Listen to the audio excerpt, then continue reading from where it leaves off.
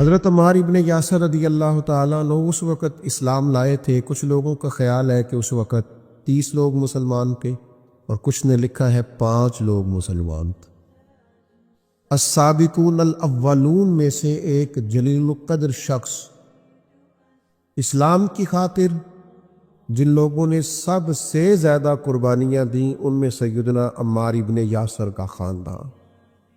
اسلام کی سب سے پہلی شہیدہ سیدہ سمیہ رضی اللہ تعالی عنہا، حضرت سمیہ جناب عمار ابن یاسر کی والدہ ہیں، اور دوسرے نمبر پر ان کے والد شہید ہوئے، پھر ان کے بھائی شہید ہوئے، کیونکہ یہ بیچارے غریب تھے۔ کفار بڑی تکلیفیں دیتے تھے، پانی میں دیر تک غوطے دیتے رہتے، آگ کے انگاروں پر ان کو لٹا دیتے، سینے پر وزنی پتھر رکھ دیتے، دیر تک تکلیفیں دیتے رہتے، اور پھر انجام کار یہ ہوا کہ ابو جہل نے پورے خاندان کو پکڑ لیا، آگ ہی لگا دی ایک دفعہ تو ان کے گھر کو، اور جب آگ لگائی تو نبی کریم تشریف لے گئے اور فرمایا صبر کرو صبر کرو صبر کرو، میں تمہیں جنت کی بشارت دیتا ہوں۔ اور میرے کریم محبوب علیہ الصلاۃ والسلام نے ارشاد فرمایا کہ اے آگ، آل یاسر پر اسی طرح ٹھنڈی ہو جا جس طرح تو حضرت ابراہیم علیہ السلام پر ٹھنڈی ہو۔ میں کیسے عرض کروں، اتنی بڑی ہستیاں ہم نے چھپا لی، لوگوں سے ذکر ہی نہیں ہوتا، لوگ مطالعہ ہی نہیں کرتے، غور ہی نہیں کرتے۔ اتنا بڑا آدمی، اب میں اگلی بات کروں گا تو آپ حیران ہو جائیں گے، ساری دنیا کو جنت میں جانے کا شوق ہے نا، تو نبی کریم فرماتے جنت کو بھی شوق ہے کہ 4 بندے کبھی آ جائیں وہاں۔ حضور کون سے؟ فرمایا ایک علی ابن ابی طالب، ایک سیدنا مقداد، ایک حضرت سلمان فارسی، اور چوتھے سیدنا عمار ابن یاسر۔ جنت کو شوق ہے کہ کبھی آ جائے نا، تردامنی پہ شیخ ہماری نہ جائیے، ہم دامن نچوڑ دے تو فرشتے وضو کریں۔ اتنے بڑے لوگ کہ جنت کا شوق ہے، جنت کا، جنت کہتی ہے مالک ان کو بھیجنا، کیسے لوگ ہوں گے؟ حضرت خالد ابن ولید فرماتے کسی وجہ سے نا میری ناراضگی ہو گئی، حضرت عمار ابن یاسر کے ساتھ تلخ کلامی ہو گئی، تو میں نے ڈانٹ دیا۔ حضرت عمار ابن یاسر نے کریم محبوب علیہ السلام کے حضور میری شکایت کر دی، فرماتے میں حاضر بارگاہ ہوا، محبوب نے گردن مبارک جھکا رکھی تھی، جیسے ہی مجھے باریابی ہوئی سلام عرض کیا تو محبوب نے نگاہ اٹھائی، پوچھا نہیں۔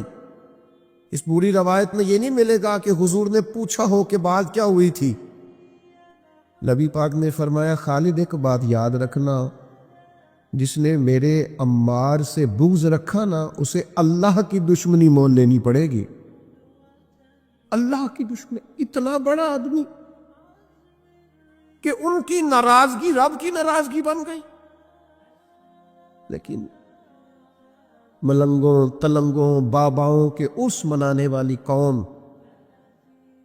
کوئی دن ایسا بھی تو آئے نا کہ ہمارے گھر میں سیدنا عمار ابن یاسر کے لیے کچھ دعا کا اہتمام ہو، کچھ ان کے لیے کسی چیز کا بندوبست ہوئے، کوئی ایسا دن بھی تو آئے نا سیدنا سلمان فارسی کی یاد منائی جائے، حضرت عبداللہ ابن عمر کا ذکر کیا جائے، حضرت عبداللہ ابن عباس کا ذکر کیا جائے۔ گلی گلی میں اس کا مخالف نہیں ہوں، لیکن یہ کہ ان کا بھی منا رہے ہو جن کا نہیں منانا چاہیے، ہر نکر میں دربار اور ہر گلی میں مزار اور ہر ایک کا عرس، نیرنگیے سیاست دوران تو دیکھیے منزل انہیں ملی ہے جو شریک سفر نہ تھے، یہ اس رستے کے مسافر نہیں تھے، منزلوں پر پہنچ گئے۔ اور اتنا بڑا شخص جس کے بارے میں میرے کریم رسول فرمائے کہ اگر یہ ناراض ہو جائے تو رب بھی ناراض ہو جاتا ہے، اگر اس سے کسی نے عداوت رکھی تو اس نے اللہ کی دشمنی کو مول لیا۔ اتنا بڑا آدمی حضرت سیدنا عمار ابن یاسر، جو آیت میں نے قرآن مجید کی پڑھی ہے سورہ نحل سے، یہ بھی حضرت عمار ابن یاسر کے بارے میں نازل ہوئی۔ حضرت عمار ابن یاسر رضی اللہ تعالیٰ عنہ کے پورے خاندان کو کفار نے گھیر لیا، مارنا پیٹنا شروع کیا، آپ کو بھی، آپ کے بھائی کو بھی، آپ کی والدہ کو بھی، آپ کے والد کو بھی اتنا مارا کہ لہو لہان کر دیا، زخم پہ زخم کھا کے جی خونے جگر کے گھونٹ پی اور آہ نہ کر لبوں کو سی۔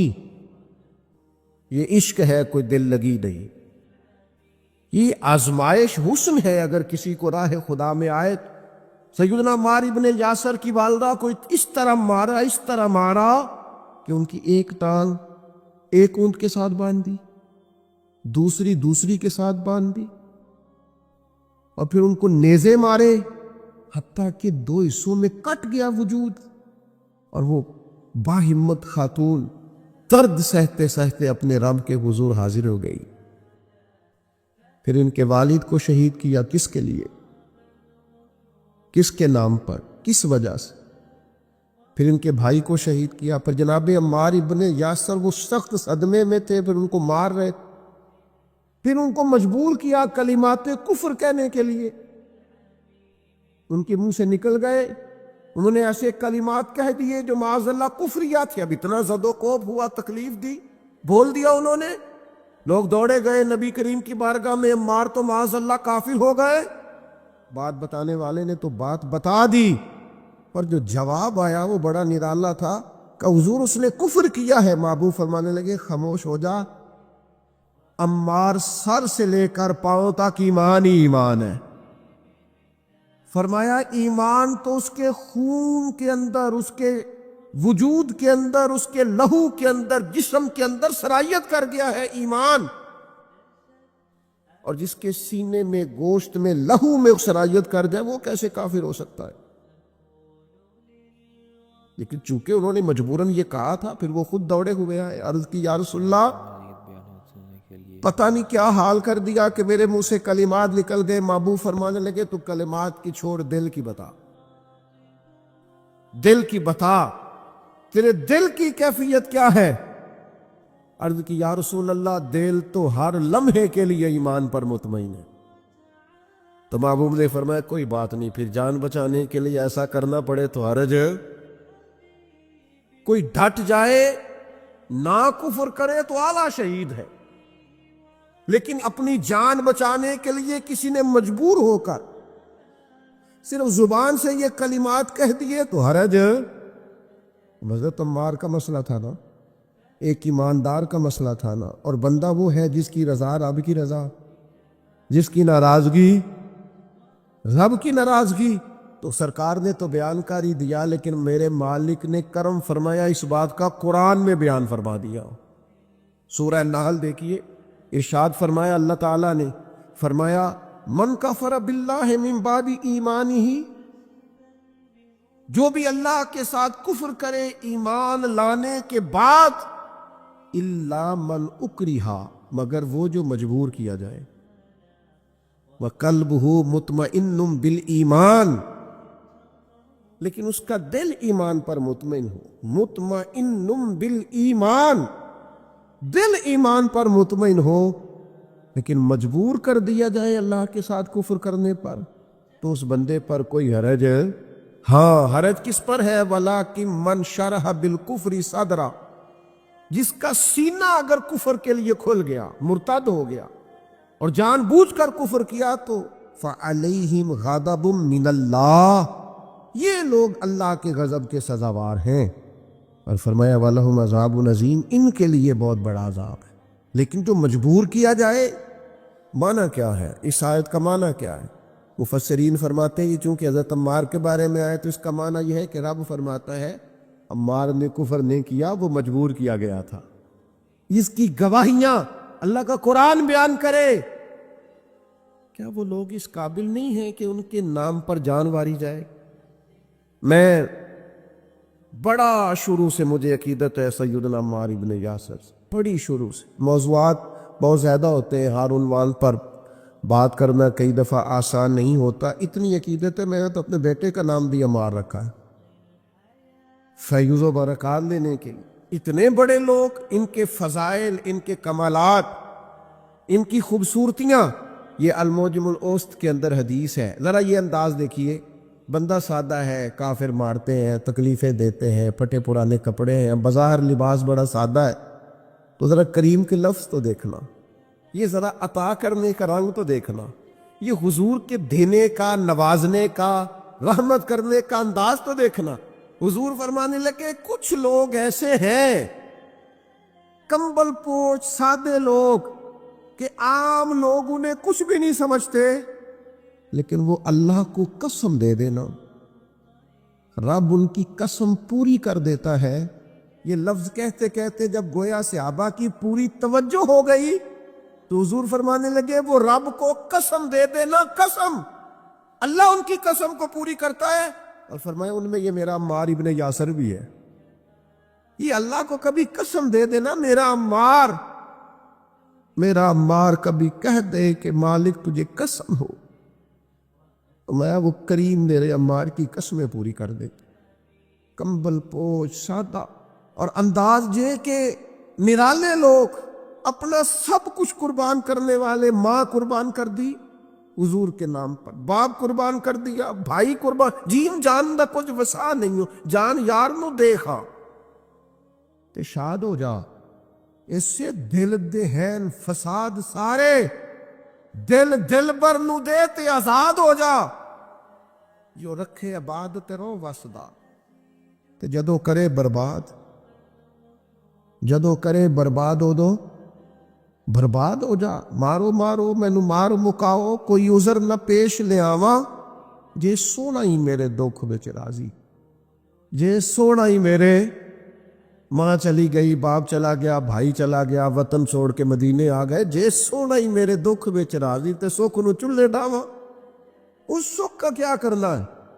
جس سکھ میں اللہ رسول نے کہا تیرے لیے دکھ بہتر ہے تو بس ٹھیک ہے، سے ثبوت نہ پوچھو میں تھو نظر کرم کد ہوئی، اے میں جانا یا دل بر جانے، یہ غیر نہ جانے کوئی، یہ تو راز کی بات ہے۔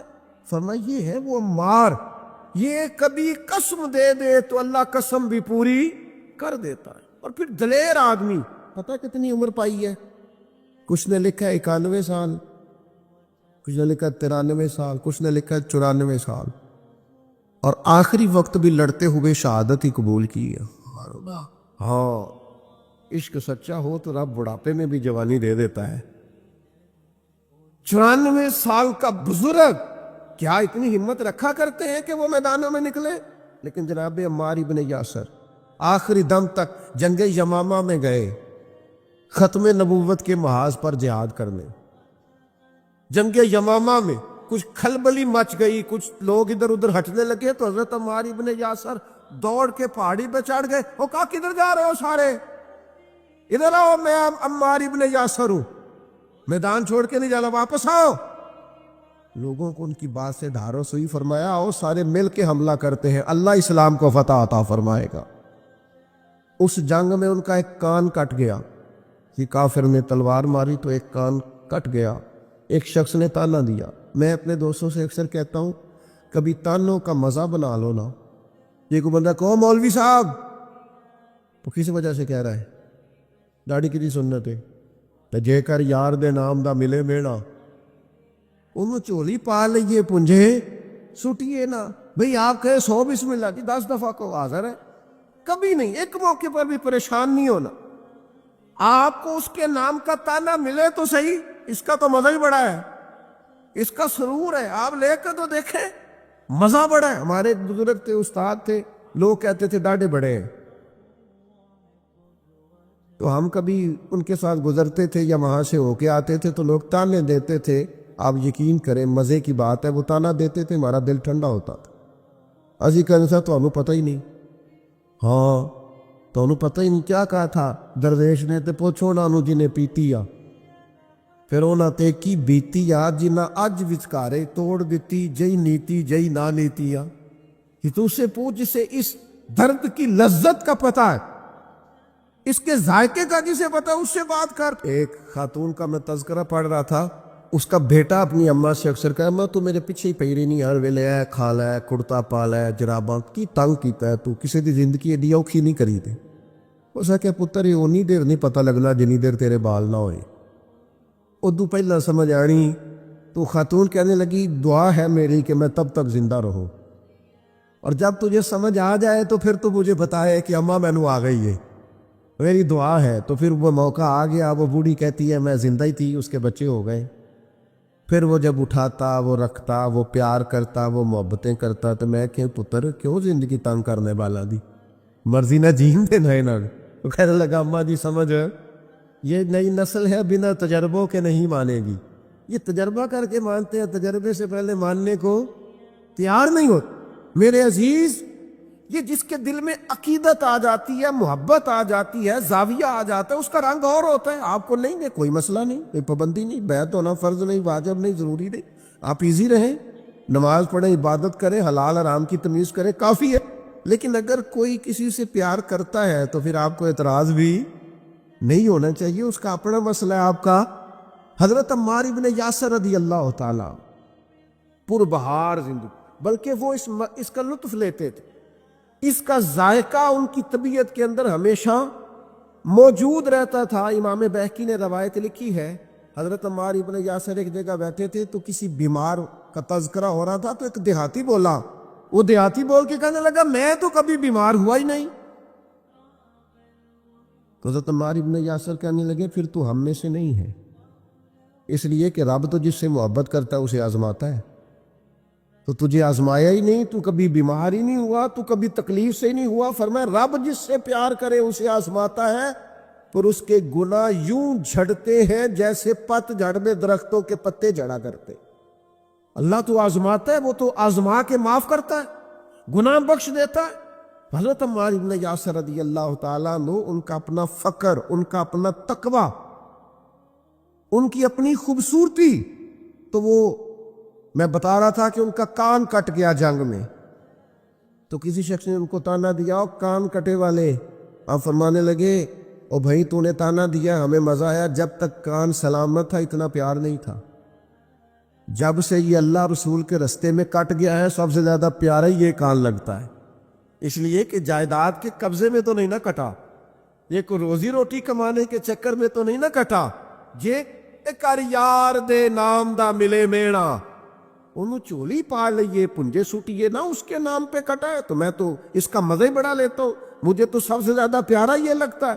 سیدنا عمار ابن یاسر، جس طرح لوگ کشتہ عشق رسالت نہیں ہو جاتے، ان کا خمیری حضور کی محبت بن جاتی، اس طرح کا مزاج، اور پھر اپنے آپ کو آراستہ کر لیا ان ساری باتوں سے جو حضور کو پسند ہے۔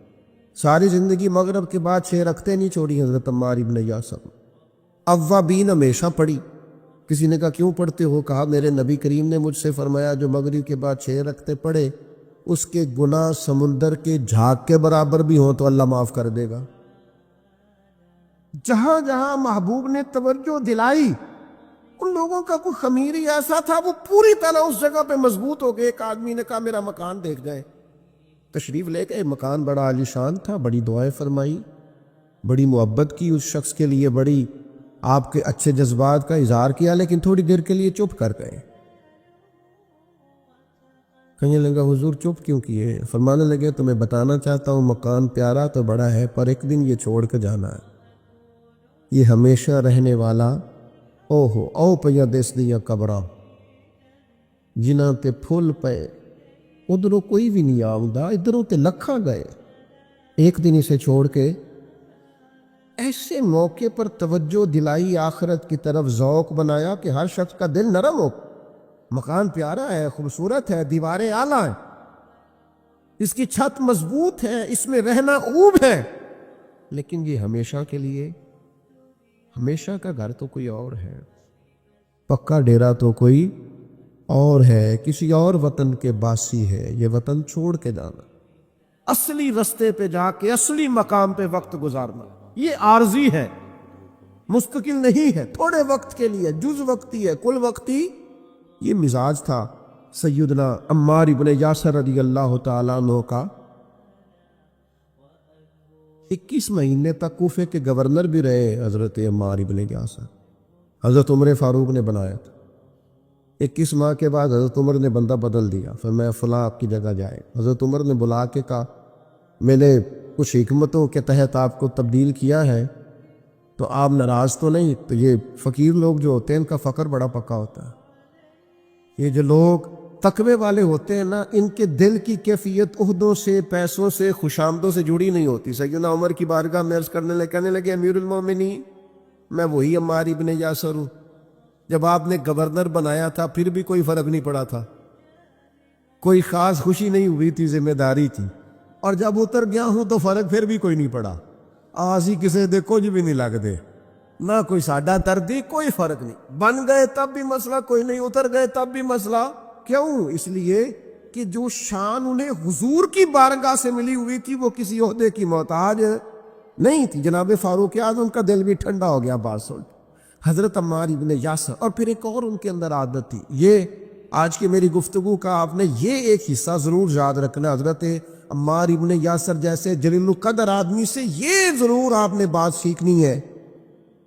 ابن عساکر نے لکھا ہے، صاحب ابن عساکر میں فرماتے ہیں کہ سیدنا عمار ابن یاسر دیر تک خاموش رہا کرتے تھے، اکثر و بیشتر خوف خدا میں رویا کرتے تھے، اور آنے والے فتنوں سے پناہ مانگتے تھے، فتنے نہ کہیں گھیر لیں، آزمائش نہ ہو، اور دیر تک خاموش رہتے، دیر تک۔ یہ الگ بات ہے خاموش کھڑے رہتے ہیں، پھر بھی جو لوگ بڑے ہیں وہ بڑے رہتے ہیں، دیر تک ہم اپنا اب بتانا، اپنا اب ذکر کرنا، بلا وجہ چھلکنا، اور بعض وزادار اور قابل قدر لوگوں کے سامنے کچھ ایسے معاملات کرنا جس سے طبیعت کا چھچورا پن باہر آئے، یہ وزادار لوگوں کی علامت۔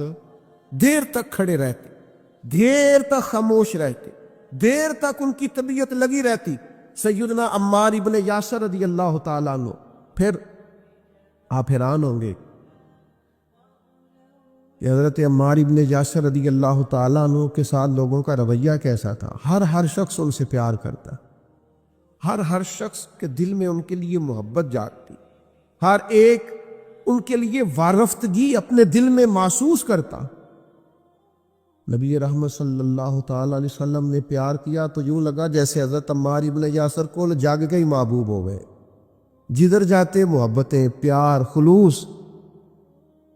حضرت عمار ابن یاسر رضی اللہ تعالیٰ عنہ شہید ہوئے جنگ صفین میں مولا علی کا دفاع کرتے ہوئے۔ حضرت عمار ابن یاسر رضی اللہ تعالیٰ عنہ، آپ اندازہ کریں، کچھ نے 91 سال عمر لکھی ہے، میں بتا چکا ہوں، کچھ نے 93 سال لکھی ہے، کچھ نے 94 سال عمر لکھی ہے۔ اس عمر میں بھی خود میدان میں اترے۔ اسلام نہ فعال زندگی کو پسند کرتا ہے۔ یہ نوجوان جو موبائل لے کے بیڈ ریسٹ کرتے ہیں، نہیں، بڑھاپے میں سمجھ آئے گی کہ بیڈ ریسٹ کے نقصان کتنے۔ یہ ان کو بلاؤ نہ، آواز نہ دو، کوئی کام نہ کہو، سوتے کو جگاؤ نہ۔ میں تھوڑے دن پہلے ایک نوجوان سے میں نے کہا، کہنے لگے جی مطلب یہ کہ اب آرام بھی نہ کوئی کرنے دے تو کیا کریں؟ تو میں نے کہا میرے بھائی سنو، اللہ بڑا پیار کرتا ہے نا بندے سے، سب سے زیادہ رب بھی پیار کرتا ہے نا۔ وہ بھی کہتا ہے سویرے اٹھ، بڑی تجھے نیند آئی ہے، اٹھ پہلے نماز پڑھ۔ اور آواز کیا آتی ہے مسجد سے؟ الصلاۃ خیر من النوم، نماز نیند سے۔ اللہ پیار کرتا ہے نا، تو پھر آپ کی فلسفے کے مطابق تو رب کو کہنا چاہیے تھا آرام کر، لیکن وہ کہتا ہے اٹھ کوئی کام کر، وضو کر، پھر ظہر پڑھ، پھر عصر پڑھ، پھر مغرب، پھر عشاء، پھر روزے، پھر حج، جد و جہد، ہمت، کوشش۔ جو لوگ وی آئی پی جاتے ہیں نا حج کرنے کے لیے، بڑے مہنگے ہوٹل میں رہتے ہیں، کھانا کا بعد کوئی نہیں جاتا ان کے کمرے میں، کھانا تو وہی پڑتا ہے۔ ایک ہی صف میں کھڑے ہو گئے، محمود و یاز، نہ کوئی بندہ رہا، نہ کوئی بندہ نواز، فعال زندگی گزارے، سست نہیں، کاہلی نہیں، یہاں بیٹھ گئے، وہاں لیٹ گئے، وہاں موبائل لیا ہوا ہے، مجھے تنگ نہ کرنا۔ آپ کام کریں گے زندگی میں، آپ انقلاب لائیں گے۔ جو چلتا ہوتا ہے نا، چلتا، وہ پانی پاک ہوتا ہے، اور جو ٹھہر جائے وہ پاک نہیں رہتا۔ باہمت، جد و جہد، کوشش، آخری دم تک لڑنا، جیتنا ضروری نہیں، لڑنا آخری دم تک جد و جہد رہے، تازگی رہے، کوشش رہے، ہمت رہے۔ میں نے آپ کو اپنے حضرت صاحب قبلہ عالم رحمۃ اللہ علیہ کی بات سنائی تھی، میرے اسا فرمایا کرتے تھے زمین کے اوپر کام، نیچے جا کے آرام، اوپر کام کرے، محنت کرے، وہ جاگنا ہے جاگ لے، افلاک کے سائے تلے، پھر حشر تک سوتا رہے گا خاک کے سائے تلے۔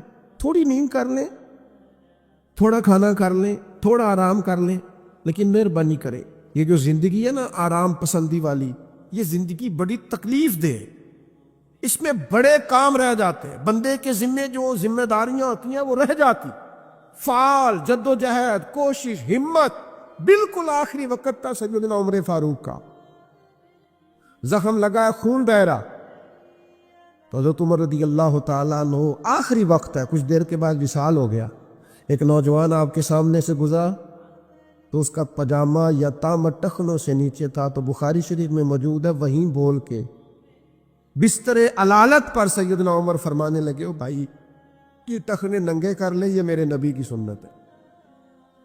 اس وقت تک یعنی لے سجنا سا توڑ ہی نہیں بھائی، قبر تک جانے تک ان لوگوں نے تبلیغ دین کا، اشاعت دین کا، پیغام دین کا فریضہ سر انجام دیا۔ آپ غور کریں، حضور مدینہ طیبہ تشریف لائے، اب پیار کرنے والا ہر آدمی ہی قابل اکرام ہوتا ہے، محبتوں کا خراج ہمیشہ انسان کو قرضدار رکھتا ہے۔ میرے جیسے چھوٹے آدمی سے جب لوگ پیار کرتے ہیں تو اپنی گردن جھکی ہوئی نظر آتی ہے کہ بوجھ زیادہ ہے، اس قابل نہیں ہے جتنی محبتوں کا سامنا۔ تو اب سب محبت کرنے والوں کی دل جوئی کرنا، ان کے معیار پر پورا اترنا، ان کے معاملات کو دیکھنا، یہ آسان کام نہیں ہوتا۔ کسی درویش نے کہا تھا میں دوست تھوڑے بناتا ہوں، اس لیے کہ دوست زیادہ ہوں تو حقوق بھی زیادہ ہوتے ہیں، تو میں اتنی وسعت نہیں رکھتا کہ میں سب کے حق ادا کر سکوں۔ نبی پاک علیہ السلام مدینہ طیبہ تشریف لائے تو ہر آدمی کی خواہش ہے حضور میرے گھر آئیں، حضور میرے گھر آئیں، اور جو بھی وہاں عرض گزار ہے اور پیغام دے رہا ہے، سب کے سینے بھی کھلے ہوئے ہیں، دل بھی کھلے ہوئے ہیں، آنکھیں پلکیں فرش راہ کیے ہوئے، ہر آدمی منتظر ہے کہ محبوب میرے گھر میں اب بڑا امتحان ہے، کس طرح کر کے سب کی چاہتوں کا جواب دیا جائے۔ تو یہ ذرا دیکھیے اس انی لقبی محبوب کی حکمت اور دانائی۔ محبوب فرمانے لگے بھی میری جو اونٹنی ہے نا یہ معمور من اللہ ہے، میں گویا خود نہیں فیصلہ کرتا میں نے کہاں جانا ہے، جہاں اونٹنی بیٹھ جائے گی میں مہمان بن جاؤں گا۔ انداز دیکھیے، نبی پاک علیہ الصلوۃ والسلام نے نا اونٹنی کی لگامیں اس کی گردن پر ڈال دیں، اب وہ اونٹنی چلتی جا رہی ہے، تھوڑی آگے جا کے ایک جگہ وہ بیٹھ گئی، لیکن اس کے بیٹھتے ہی حضور اترے نہیں، محبوب بیٹھے رہے۔ ابھی سرکار کی اونٹنی پوری طرح بیٹھی نہیں تھی، پھر اٹھ کے کھڑی ہو گئی، اور تھوڑا سا آگے چلنے کے بعد حضرت ابو ایوب انصاری کے دروازے کے سامنے بیٹھ گئی، اور وہ اس طرح بیٹھی کہ اس طرح جم کے بیٹھی کہ اس نے اپنی گردن بھی بچھا دی۔ جب اطمینان سے اونٹنی بیٹھ گئی، نبی کریم اترے، جناب ابو ایوب انصاری رضی اللہ تعالیٰ عنہ کے گھر میں جلوہ فراز ہوئے۔ یہ وہ دانائی تھی میرے کریم محبوب کی، وہ حکمت تھی کہ کسی محبت کرنے والے کو اعتراض کیا ہونا تھا، سب کا قربان ہونے کو دل کر رہا تھا۔ ہمارے ہاں تو 4 بچے ہوتے ہیں اور ہم کسی ایسی دانائی کا مظاہرہ نہیں کرتے کہ ان کے اندر برابری کر سکیں، ہم اس سمجھ بوجھ کا لحاظ ہی نہیں کرتے۔ ہمارے ایک استاد تھے تو وہ اکثر کہا کرتے تھے، جن کو پڑھانے کی ڈیوٹی لگاتے ان سے کہا کرتے تھے کسی طالب علم سے چڑ نہ جانا ہو، اسکول کے، کالج کے، مدرسے کے کسی بچے سے چڑ نہ جانا، تم اگر کسی سے چڑ گئے تو اس کا مستقبل خراب ہو جائے گا، اس لیے کہ تم ذاتی اناد پال لو گے، بچہ بڑا لائق ہے لیکن تمہارا فرما بردار نہیں، تم چڑ گئے ہو، تم بات بات پہ ڈانٹتے ہو، بالآخر وہ ساری تباہی ہو گئی، بدگمان ہو گیا۔ نبی پاک علیہ الصلوۃ والسلام امی ہیں، لیکن یہ میرے محبوب کی نبوت کی اعلیٰ دلیل ہے کہ اللہ تعالیٰ نے محبوب کو حکمت، تدبر، دانائی، ہم دانا نہیں ہوتے، شعور نہیں رکھتے، فہم و فراست کا وہ عارف رومی کہتے ہیں کہ ایک شخص بادشاہ تھا، اس نے خواب دیکھا، خواب میں دیکھا کہ اس کے سارے دانت ٹوٹ گئے۔ اس نے ایک معبر کو بلایا، تعبیر کرانے والے کو، اس سے کہا اس کی تعبیر کیا ہے؟ اس نے کہا جناب اس کی تعبیر یہ ہے کہ آپ کے سارے رشتہ دار آپ کی زندگی میں فوت ہو جائیں گے۔ اب وہ بادشاہ اتنا ناراض ہوا، اس نے تعبیر کرنے والا بھی قتل کروا دیا۔ اس نے کہا وہ بھی کوئی زندگی ہے جس میں نہ بھائی ہو، نہ بہن ہو، نہ بچے ہو، نہ بیوی ہو، نہ ماں ہو، نہ باپ ہو، مروا دیا۔ ایک اور آدمی تعبیر کرنے والا تھا پر وہ دانا بھی تھا، اس کو بلایا اور بلا کر بادشاہ نے کہا میں نے خواب دیکھا ہے، خواب میں میرے سارے دانت ٹوٹ گئے، تعبیر بتائے۔ تو وہ کہنے لگا بادشاہ مبارک ہو، اس کی تعبیر یہ ہے کہ اللہ تعالیٰ خاندان میں سب سے لمبی عمر آپ کو عطا فرمائے گا۔ بادشاہ نے اسے انعام دیا، کہا تو جیتا رہ، کیا تو نے بات کی ہے، اب میری بات کو سمجھیے گا۔ تعبیر اس نے بھی وہی بتائی ہے جو پہلے والے نے بتائی، لیکن پہلے والے نے کہا تیرے سارے رشتہ دار تیری زندگی میں فوت ہو جائیں گے، اس نے اسے بھی مروا دیا۔ بات اس نے بھی وہی کی ہے، لیکن بات گرچہ بے سلیقہ ہو کلیم، پر بات کرنے کو سلیقہ چاہیے۔ آپ بے سلیقہ بات بھی کریں پر سلیقے سے تو کریں، کوئی لہجہ ہی نہیں، حکمت ہی نہیں، کوئی دانائی نہیں۔ دوسرے نے کہا اللہ تعالیٰ آپ کو سب سے لمبی عمر عطا کرے گا، تو بات پھر بھی وہی ہے کہ باقی سارے چلے جائیں گے اور آپ موجود ہوں گے، لیکن اس میں دانائی ہے نا، حکمت ہے نا، فتح مکہ کا موقع تھا۔ عجیب حالات درپیش ہوئے۔ اسلام کا جھنڈا حضرت سعد ابن عبادہ رضی اللہ تعالیٰ عنہ کے پاس تھا، بڑے عظیم صحابی۔ بدر کے موقع پر جس آدمی نے اپنے جذبات سے ماحول گرما دیا وہ حضرت سعد بن عبادہ، ہمیشہ اگلی صفوں میں مجاہدوں کی رہنے والے، مال خرچ کرنے والے، نڈار آدمی، لیکن جھنڈا ان کے ہاتھ میں تھا۔ حالات کچھ اس طرح کے پیدا ہوئے کہ بعض لوگوں نے مطالبہ کیا ان سے جھنڈا لیا جائے، اور کوئی معقول وجہ نہیں تھی، لیکن بعض اوقات نا حالات ایسے بن جاتے ہیں۔ اب حضور علیہ السلام کی بارگاہ سے مطالبہ ہو رہا ہے کہ آپ جناب سعد بن عبادہ سے جھنڈا لے لیں۔ یہ نوجوانوں سے بالخصوص عرض کروں گا کہ علم بھی تبھی بندے کو فائدہ دیتا ہے جب اس کے ساتھ کچھ بندے کو شعور بھی ہو، ہنر بھی تبھی فائدہ دیتا ہے جب اس کے ساتھ کچھ نہ کچھ دانائی بھی ہو۔ شیخ سعدی فرمایا کرتے تھے ایک من علم ہونا تو سنبھالنے کے لیے 10 من عقل کی بھی ضرورت ہوتی ہے، ورنہ ضائع ہو جاتا ہے سارا۔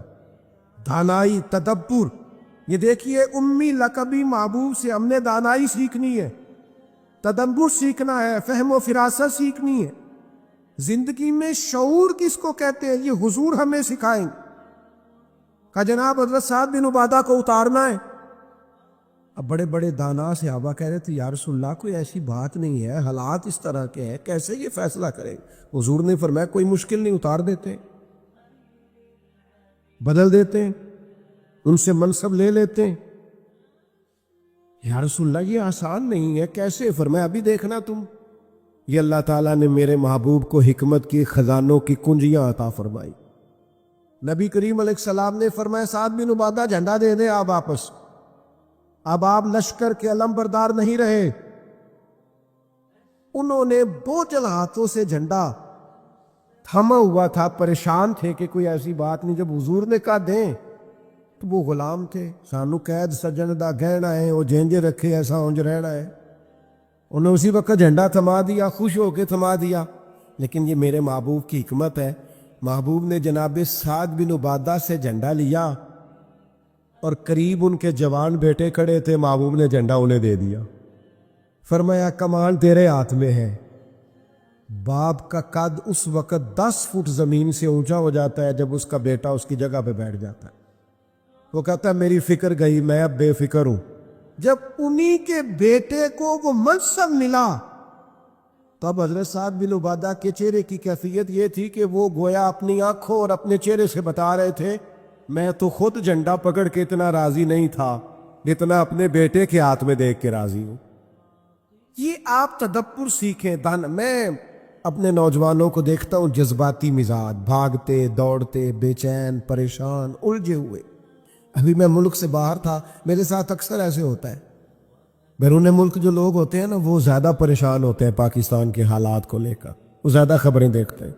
ایک صاحب مجھ سے کہنے لگے پاکستان کے حالات، میں نے کہا بالکل ٹھیک ہے، یہ اتار چڑھاؤ ہے، زندگی کے ساتھ چلتا ہے، بے چینی نہیں، بے قراری نہیں، الجھاؤ نہیں، ہر وقت کا اضطراب نہیں، دانائی، تدبر، حکمت، معاملہ فہمی، یہ ہمیں ہمارے رسول پاک نے عطا فرمائی۔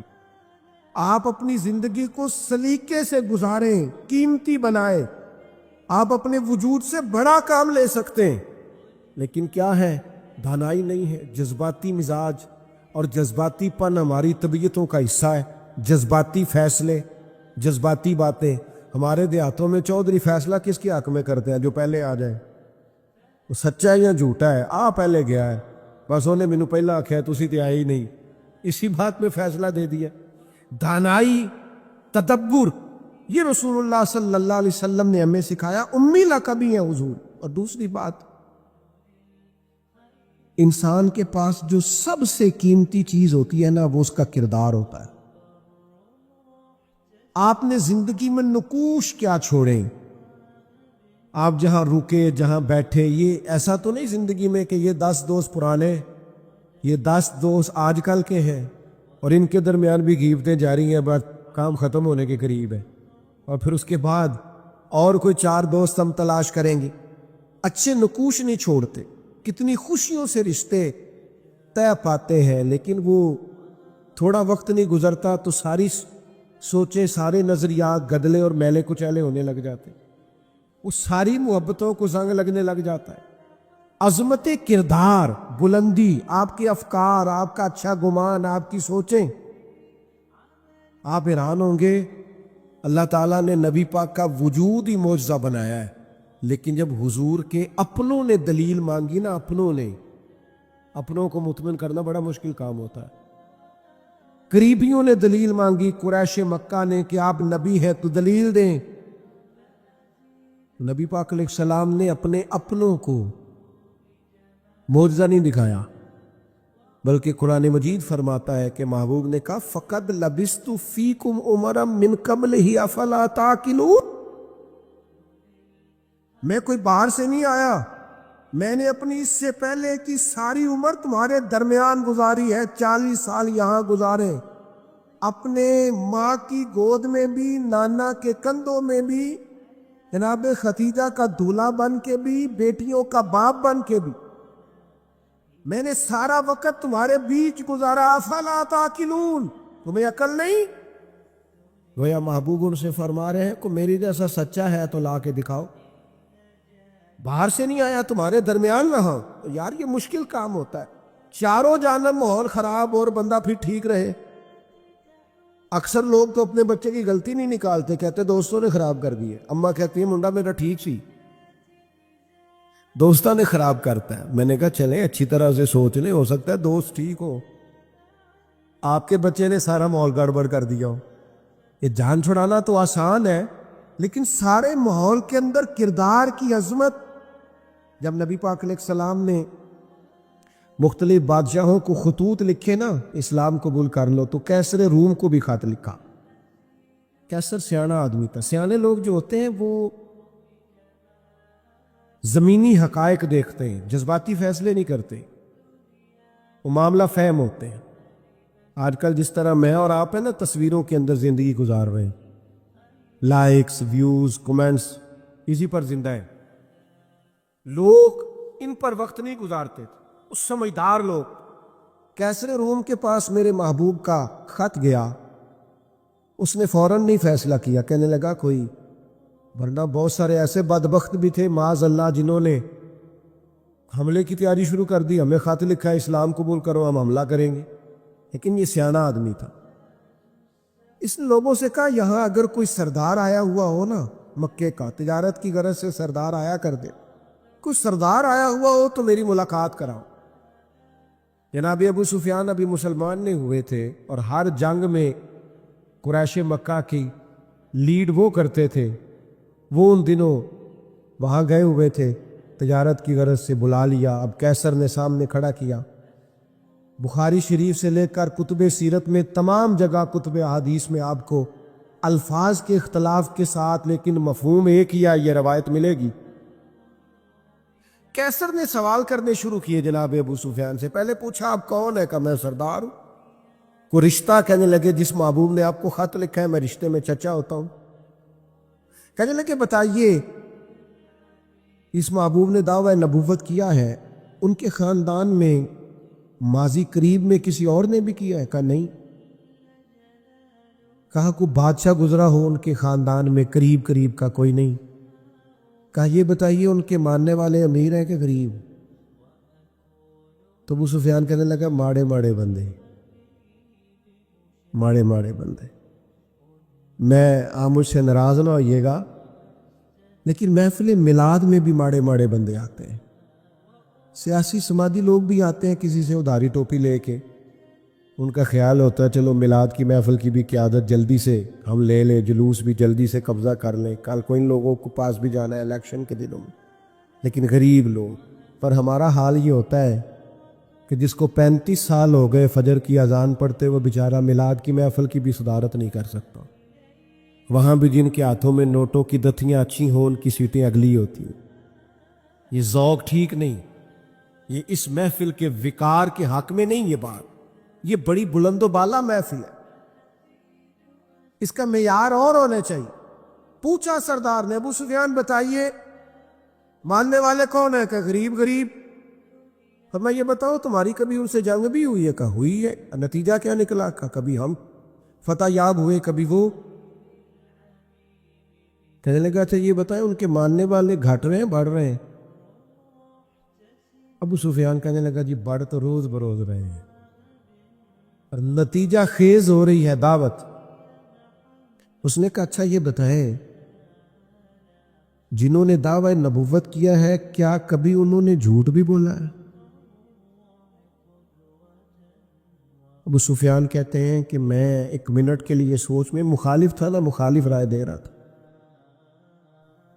لیکن میرے دل کے اندر سے آواز آئی معاذ اللہ میں انہیں جادوگر کہوں، شاعر کہوں، شاعر کہوں تو شاید کوئی شخص میری بات پر توجہ دے، پر نبی پاک نے جھوٹ بولا یہ تو مانے گا ہی کوئی نہیں. کہتے میں نے کہا بات بالکل سچی کرنی ہے. وہ میرے سامنے پیدا ہوئے، سامنے جوان ہوئے، سامنے ان کے بال سفید ہوئے، پر اس محبوب کی زبان سے جو بھی نکلتا ہے حق اور سچ ہی نکلتا ہے.